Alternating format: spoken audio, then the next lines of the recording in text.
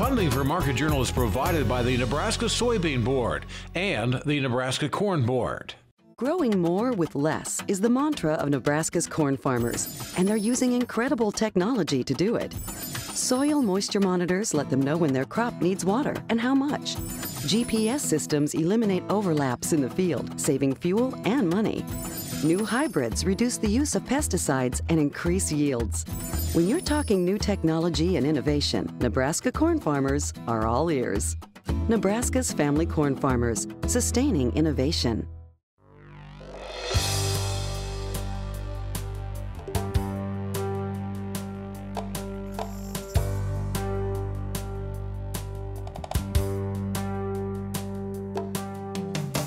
Market Journal, Television for Agricultural Business Decisions, is a presentation of the University of Nebraska-Lincoln's Institute of Agriculture and Natural Resources. Promotional support is provided by the Nebraska Farmer Magazine. Funding for Market Journal is provided by the Nebraska Soybean Board and the Nebraska Corn Board. This week's edition of Market Journal, I'm Jeff Wilkerson. On this episode, Roy Smith looks at corn and soybean prices. Loren Giesler discusses soybean diseases. Jim MacDonald explains advanced technologies for harvesting corn residues. And Chuck Hibberd describes this year's Raising Nebraska exhibit at the Nebraska State Fair. Roy Smith is our corn and soybean market analyst this week. Futures prices for both commodities started the week quietly Monday after the USDA's August crop report provided ample movement last week. The latest progress report indicates the condition of corn across the country declined only slightly and the shape of soybeans was unchanged. We started our interview with Roy Wednesday afternoon by asking for an update on crops in his area of Cass County, Nebraska. We've had a lot of rain, not just all summer, but the last week. We've had 5-6 inches of rain here in eastern Cass County. So we're at the point where more rain isn't necessarily good, especially considering runoff that we've seen from the Papio and Omaha and other places. So, but having said that, we really haven't had any specific amount of time where the crop has been hurting for moisture. And you know, I think that bodes well for yields. We don't very often get that here in non-irrigated Cass County. How did you react after last week's August crop report? Well, how did I react? My reaction was, who cares? First of all, one of my rules of marketing is never carry unpriced grain past the 1st of July. And in fact, we had almost a month this year past the 1st of July before the bottom fell out. So my theory is, if you have anything that's not sold the 1st of July, sell it the next day and get rid of it, get it priced, get it out of the way, because you're going to need that space for this fall. Now, having said that, you can't say always or never, but the odds are so good of prices going down after the 1st of July, and they certainly, this year went up sharply and then turned around and went right back down. And some people got a chance to do some forward pricing, but a lot of people are still sitting on grain that is going to have to go before harvest. So that's my reaction. I guess I'd say, who cares about these reports? Mm-hmm. Because you need to look at what's going on in your own farm and what your production's going to be and so forth. What about for new crop, though, as far as when the next opportunity might be to price some additional sales? If you look at the long-term seasonal price trends, first of all, for soybeans, we're taping this in the middle of the week, and that is kind of a turn day in terms of where the prices might go. We've seen the soybean price drop back $1.20 more or less in the last month, and so you know, if you look now, what are the odds of the market doing something different? The odds of the market doing something different are pretty good. You know, between now and the 4th of September on the long-term charts, we normally see a little bit of a rally. If that happens this year, and I think there's a good chance it will, that's when you need to sell an increment of new crop beans. And then normally what you see is the what I call the frost scare rally kind of goes away, and the price goes down, and you see the harvest low around the 2nd of October. And so you want to try not to sell that. You know, one of my rules of thumb is always sell something the day before the September crop report. Well, September crop report comes out 9th or 10th of September. If you want to get something sold, get it sold before that. Odds are very good that after that it's going to go down. I'm going to challenge you a bit here, right? Okay. So if the USDA would make adjustments, and you said you don't really pay attention to these reports, but if they would make adjustments, it would come in that September crop report. Do you find any risk there? Well, certainly there's a little bit of a risk, and that is that you're going to be completely wrong. Mm-hmm. It doesn't happen very often, but I guess I'd say if the USDA comes back and finds out that they've left out some disaster that they didn't know about or that they didn't include in their calculations, then chances are pretty good that the prices will go up.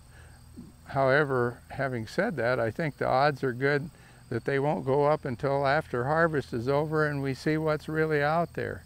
And so we have this frost scare rally coming up in the next, let's say, 2 weeks that I say is a good opportunity to sell.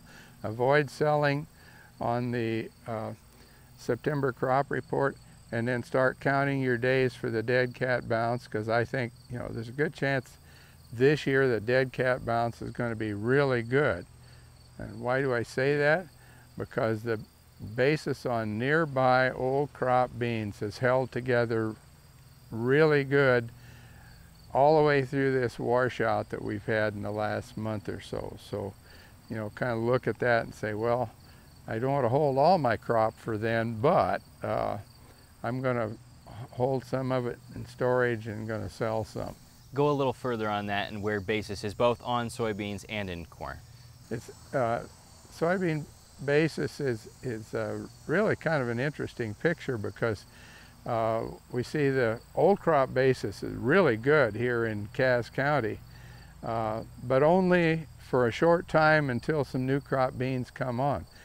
Once we get there, then the basis has gone from like 2 or 3 cents under November futures to 70 cents under November futures. Yeah, and grind your teeth on that, because that's not a happy thought.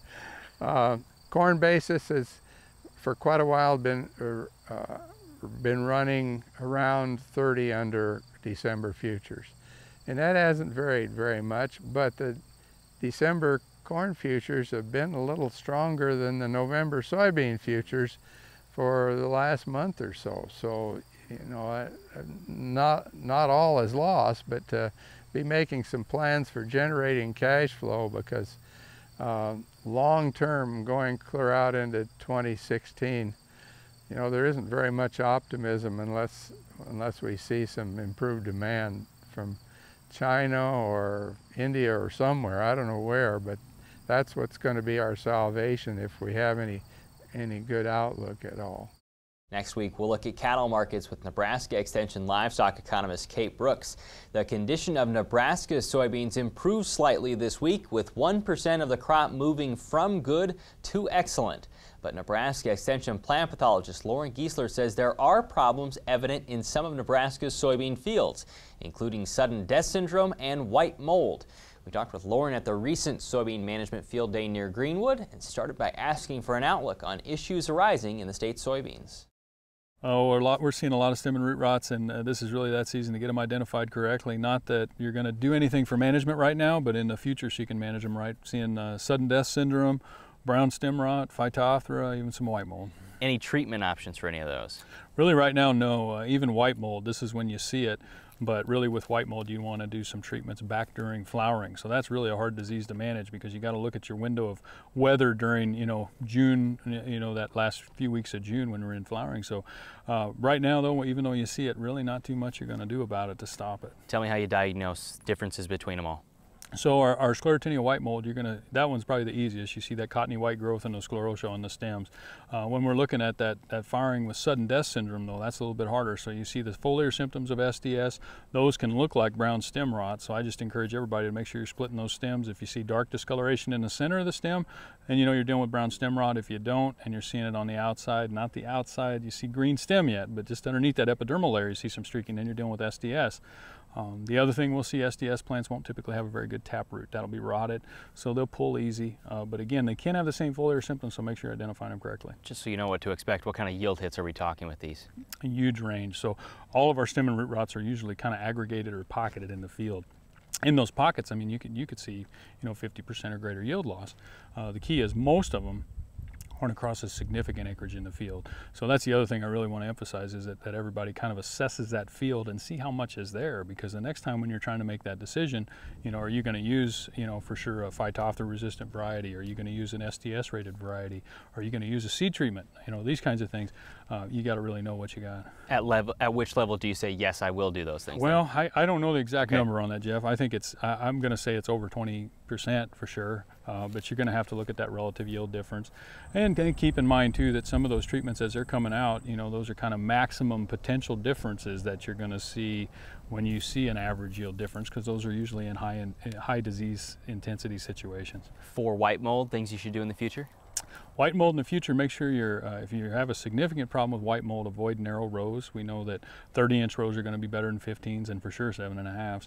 I think as we see producers go to 15, which we know yield can be better, if you're in white mold, I wouldn't do that. So stay at 30, use variety selection, and then really try to assess what your situation is next year if you're in an area. You don't have to have a lot of those sclerotia. You may not have seen it. I've talked to several guys this year that they hadn't had a lot of white mold, but now all of a sudden they got a bunch. So probably in the past they just had an occasional plant out there that had a white mold. Well, then we get a year like this where we were really wet and cool during the flowering time, and then you see a lot. Historically, it's not a disease that we have every year, but the last 3 years in a row now we've had cool, wet weather during that time, and that's just what we're going to see when we have that. So just keep that in mind and treat appropriately in the future. We'll have other interviews from the Soybean Management Field Day on upcoming episodes. On the Market Journal website, we'll link to more information on identifying and managing soybean diseases. The August Nebraska farmer says Kurt and Wayne Kalp have been using no-till on their farm near Stewart for 10 years. An added fertility management tool comes from their finishing hog barns in the form of liquid manure. This includes nitrogen along with phosphorus, sulfur, and other trace minerals they wouldn't buy as commercial fertilizer. For more information on how the Kalps use manure to improve soil fertility, along with other no-till practices, you can read the August Nebraska Farmer. We've told you before that UNL research shows grazing corn stalks after harvest can actually improve soybean or corn yields in subsequent years. Outside of grazing, there are other ways to harvest residues. Earlier this week, we talked with UNL beef cattle nutritionist Jim MacDonald about some advanced technologies that could give producers another option for utilizing the feed source. Well, for those producers that have livestock available to them, we believe pretty strongly that the best use of residue for livestock is to graze it. We've got a lot of data and a lot of experience with both cows turned out grazing residue and with supplementing calves to be able to gain 1 3/4 pounds to 2 pounds a gain with some supplement out on residue. The great thing about grazing, we always want to talk about this, is that they eat the husk and the leaf. And those are the most digestible components available out in the field, and so they're leaving the components that are not digestible, leaving that for cover, but removing the husk and the leaf. Some of that's going to blow away in the wintertime anyway, and so it's a really good system to be able to graze the residue. For those producers who don't have access to livestock, or that may not fit their system, but still have an interest in gaining some additional value, we've looked at a couple of different harvesting technologies that allow you to do principally the same thing that the animal is doing, removing more of the husk and the leaf and less of the stem, all in a single pass rather than a rake and bale system. What are some of those advanced ways you've been doing? We've looked at a couple of different technologies. One of those is the John Deere Hilco single pass system. In that system, the baler is attached directly to the back of the combine. So all of the tailings coming out of the combine go directly into a baler. So you tend to get the leaf and the husk and the cob. That one tends to have a higher proportion of cob in it. The second technology that we've looked at is New Holland's corn rower header. The version that we've evaluated is an 8-row header, which has a system that cuts off the stem 2 rows at a time, so you can have 2, 4, 6, or 8 rows of stem. It'll chop it up, lay it down into a windrow, and then the tailings behind the combine fall down on that windrow, and you can come back behind that and bale that directly. One of the challenges that always comes with this is how much do you take off? To what extent do these technologies allow you to control that? The biggest thing that allows you to do is to leave the stem in the field. How much you want to take off is variable depending on soil type, slope, all of those things. But really, we believe and think we have good data to suggest that taking the husk and the leaf out, and some cob if that comes along with it, doesn't hurt yields long term, and is a very good cattle feed. And so there's a synergy there to be able to take off those highly digestible components. These technologies allow you to do that in a single pass. Can you tell how much residue is going to be out there based on what your yield might be? Yeah, we've got a rule of thumb, 16 pounds of husk and leaf per bushel of corn produced. And from a grazing standpoint, our grazing recommendation is to take half of that. So from a forage allowance, we allow 8 pounds of forage per bushel of corn produced. Once you get up into high yielding corn fields, 200, 250 plus bushel corn, there's probably some advantage in terms of subsequent soybean yield or subsequent corn yield in removing some of that residue. And so by leaving the stem, taking off the husk and the leaf, we think that's a pretty good system that meets both the agronomic needs and the livestock needs. The 2015 Beef Cattle Report from Nebraska Extension further describes the effect of corn residue removal on crop yields. We'll link to that information on the Market Journal website. As cattle producers begin to think about weaning calves, the August issue of UNL Beef Watch discusses different techniques for minimizing stress for the calf. Nebraska Extension's Karla Jenkins says the traditional weaning method would be completely separating the cow from the calf on the day of weaning, but there are other methods, such as fence line weaning, that allow the cow and calf residual contact for a few days after separation. So fence line weaning is a method where they're separated. You bring them all in and you put the cows on one side and you put the calves on the other side.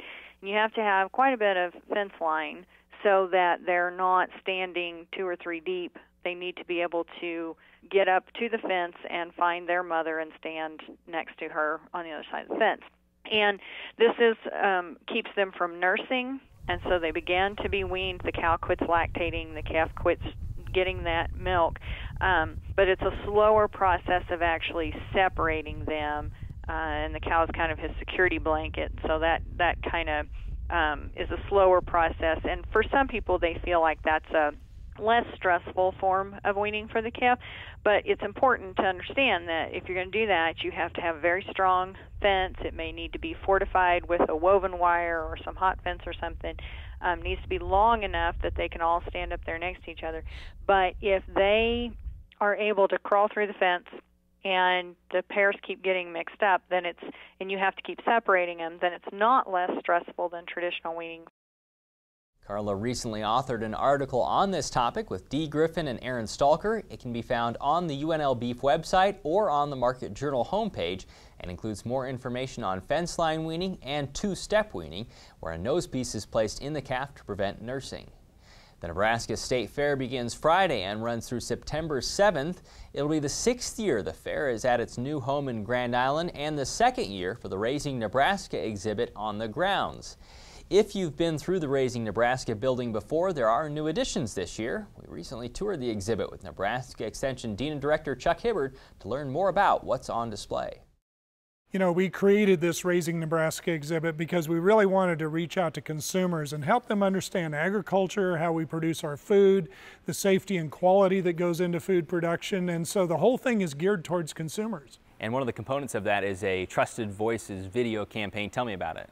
You know, we went around Nebraska, we recorded these 1.5 to 2-minute videos, producers, ranchers, people in business, scientists, and so each one of these, there's about 30 of them, addresses a different topic in agriculture.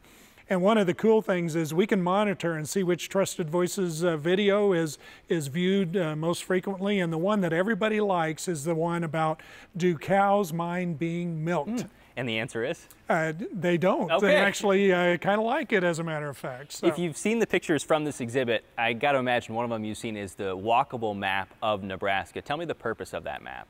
So what we created was a map on the floor. It's about 50 feet long, and it's true to the elevation change in Nebraska. It has all of the geographic features like the rivers and the sandhills and all that sort of thing, and all the counties. So if you stand on 5 different counties on the map, there's a video screen. It'll tell you about agriculture in that county. One of the things that's really cool is to watch people come in and experience this. They'll stand on their county, grandparents telling the grandkids, this is about, you know, my home, our county, and that sort of thing. It's just really cool. What's the purpose of the Reinke pivot here that you can see behind us? You know, this pivot is really designed to help people understand modern irrigation and the way we really focus on conserving groundwater in Nebraska. And so this is a modern precision irrigation system by Reinke. And one of the really cool things on it is you put in your precision irrigation prescription, and then you run it, and the lights go on and off up and down the pivot to show the precision application of water. In addition, this year to the Raising Nebraska exhibit is some newly planted crops that are actually outside the building. Tell me what's all in it. Yeah, this is our highlight this year. It's our outdoor learning experience. It's about 200 feet long, about 75 feet deep, and it's in the shape of Nebraska. It's got the rivers on it, so again, it's geographically correct. The rivers are actually the walkways. It's also got another working center pivot, another Reinke working center pivot out there. And we've planted most of the crops that are relevant to Nebraska, so people, when they come to the State Fair, will be able to see these crops growing and understand better what the crops are and how we use those crops. Now, obviously, this is open throughout the State Fair, but you've also been open during the summer and during the school year to bring kids in and teach them about Nebraska agriculture too, yes? Yes, that's been a great part of our exhibit. Beth Janning, our educator who works here, not only creates these amazing experiences during the State Fair, but the other 50 weeks of the year, school kids are coming, 4-H groups, you know, other groups are coming here and learning about Nebraska agriculture. So this has truly been a year-round experience. Now, with this week's weather forecast, here's Nebraska Extension State Climatologist Al Dutcher. Well, folks, here we again for the weekly forecast. Last week we talked about an upper air trough moving across the northern plains that drank a surface cold front through the state of Nebraska and generates some widespread thunderstorm activity, particularly across the eastern half of the state. Well, that model's got it pretty close to accurate in terms of where the thunderstorm activity developed. We had very heavy precipitation localized in portions of north central, northeast, and east central Nebraska. Total storm event precipitation was anywhere from 2 to upwards of 5 inches across these regions. Now, there were some pockets of lesser amounts, and particularly as you move toward western Nebraska, the precipitation totals dropped off rather dramatically. Southwestern Nebraska and the southern panhandle were the big losers in terms of precipitation. Although there's some light moisture reported, there was nothing significant. That precipitation shield also moved across the northern Corn Belt and portions of the eastern Corn Belt, where we've seen very heavy precipitation as the system progressed toward the eastern United States. Now, we did see a cool trend develop during the midweek period. The models actually were projecting that to occur toward the end of the week instead of the midweek period, so they were off in terms of the temperatures. But now we have that drying trend starting to give way to another frontal boundary moving across the northern plains that is starting to shift the cold front through the state today. So we would expect as we go through this week, cooler temperatures will start to invade the region once again before we see a gradual warm up as we go to next week. So let's take a look at the upper air models and see how this is all going to play out. Here's our system moving across the northern plains. The surface front has already moved through northwestern Nebraska, and as the day progresses, it will move southeastward through the state. So we would expect to see some thunderstorm generation during the afternoon hours across eastern Nebraska, and then that system will move toward the Great Lakes during the overnight hours, and the precipitation should come to an end. So by the time we get into tomorrow, we'll start to see high pressure building across the western United States. Here's that trough entering the western Great Lakes region, so we'll be in a northwest flow in the eastern Nebraska, and there might be an isolated thunderstorm pop up, but right now the models are keeping most of the moisture to our east, and we'll start to see that cool air invading eastern Nebraska, and that'll last a day or two. As we get into Monday, you'll see that we're still seeing that ridge building up, but we're still in a northwest flow across eastern Nebraska. That's going to let some of that cool air into our region, but we're not talking about any precipitation. As we get into Monday, the ridge starts to, or Tuesday, excuse me, the ridge starts to shift toward the east, and we'll start to see a warmer pattern developing across the western part of the state. Looks like there'll be pretty much no precipitation. In fact, we'd be hard pressed to find any clouds on Tuesday. Thursday. As we get into Wednesday, that ridge on the center of it starts to shift into central Texas. That will bring warmer air to the entire state. There is a little trough moving across the northern plains, and it does look like it will generate some thunderstorm activity, but it looks like it's going to be to the north of Nebraska. But on Thursday, we are going to start to see a southwest flow as that ridge starts to push even farther eastward, and that's going to bring some of the monsoon moisture up over top of the ridge. In conjunction with this trough moving out of the Pacific Northwest, we might actually start to generate some thunderstorm activity across western Nebraska Thursday afternoon, but more importantly, as we get into Friday, that trough is going to start to push across the northern plains and generate some thunderstorm activity widespread across portions of northwest and western Nebraska, and then that would fill in toward eastern Nebraska as we get into next weekend. So let's take a look at the temperature forecast. You can see that we are going to see warm across western Nebraska as we go into the middle of next week, but that cold front will move through and impact our temperatures this weekend with some scattered thunderstorm activity on Saturday. And then we have just slight chances of thunderstorm activity Tuesday, Wednesday, and Thursday across portions of the state as we see some energy moving around that trough. And then more importantly, the warmer trend starts to continue into next week. Now as we go into the 8 to 14 day forecast, that warm temperatures remains in place. This is for next Thursday through the following Tuesday. And in terms of precipitation, we'll see that the activity remains across the northern plains. Now more importantly, as we go into the 30-day forecast for the month of September, we're seeing a cool trend from the southern plains through the central United States. In terms of precipitation, widespread area of above normal precipitation. And as we go into the 90-day forecast for September through November, below normal temperatures to our south. And in terms of precipitation, widespread area of precipitation. This could be a problem when it comes time for harvest. Thanks, Al. Today's interviews are available on the Market Journal website and through the Market Journal mobile app. They include information on corn and soybean markets, soybean diseases, harvesting corn residues, and the Raising Nebraska exhibit at this year's Nebraska State Fair. As always, you can keep up with Market Journal during the week on Instagram, Twitter, and Facebook. Next week, we'll report from the 2015 Goodmanson Sandhills Laboratory Open House near Whitman, where Kate Brooks will join us to analyze cattle markets. Until then, thanks for watching. I'm Jeff Wilkerson. We'll see you next week. Join Market Journal online at marketjournal.unl.edu. You can also follow us on Twitter, Instagram, and Facebook. Promotional support is provided by the Nebraska Farmer Magazine, and major funding for Market Journal is provided by the Nebraska Corn Board and the Nebraska Soybean Board. Market Journal is produced by the University of Nebraska-Lincoln's Institute of Agriculture and Natural Resources.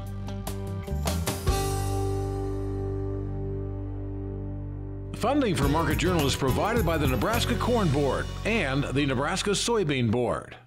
Whether it's spring planting, fall harvesting, or just a drive across the state, soy biodiesel helps a diesel-powered engine operate in a demanding job. Soybean oil from Nebraska soybeans makes biodiesel a renewable fuel that's also environmentally responsible. The soybean checkoff plays a major role in supporting the use and availability of biodiesel. The Nebraska Soybean Board, growing opportunity from the ground up.